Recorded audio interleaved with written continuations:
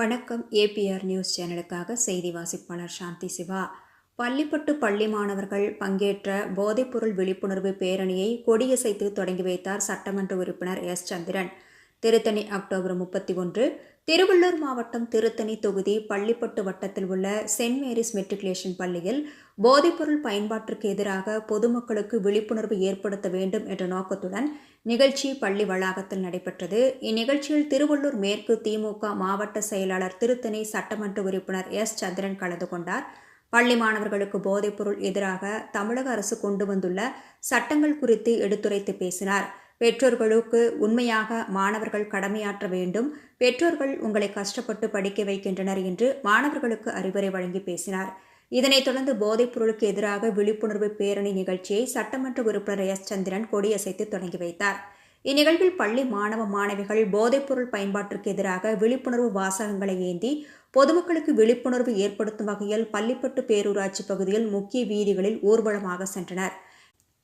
மேலும் மக்களுக்கு வித்தியாசமான முறையில் விழிப்புணர்வு ஏற்படுத்தும் வகையில் யமதர்மன் வேடம் அணிந்த பள்ளி மாணவர்கள் குடிப்பழக்கத்தினால் ஏற்படும் தீமைகள் குறித்து வித்தியாசமான முறையில் உடையணிந்து விழிப்புணர்வை ஏற்படுத்தினார்கள்.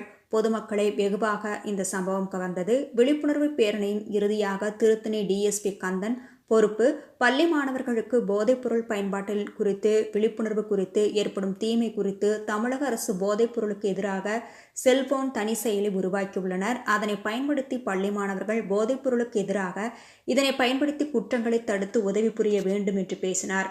மேலும் ஆசிரியர்களும் இதற்கு மாணவர்களை தயார்படுத்த வேண்டும் என்று பேசினார். பள்ளி மாணவர்களை போதைப்பொருளுக்கு எதிராக விழிப்புணர்வு உறுதிமொழியும் ஏற்க வைத்தனர். இந்நிகழ்ச்சியில் ஆர்கேபேட்டை மதுவிலக்கு அமல் பிரிவு ஆய்வாளர் சுரேஷ், ஆர்கேபேட்டை சட்டம் ஒழுங்கு ஆய்வாளர் ஞானசேகர், சென்ட் மேரிஸ் மெட்ரிக் பள்ளியின் கேம்பஸ் சுப்பீரியர் பிராசிஸ்கா, பள்ளியின் முதல்வர் பிரேம்குமார், பள்ளியின் துணை முதல்வர் தங்கமாரி, ஒருங்கிணைப்பாளர் மற்றும் ஆசிரியர்கள் இந்த நிகழ்ச்சியில் பங்கேற்றனர். என்னவென்று தெரியுமா? போதை என்பது இல்லாது ஒரே உலகை உருவாக்குவோம். மக்களுக்கும் கொண்டு சேர்ப்போம்.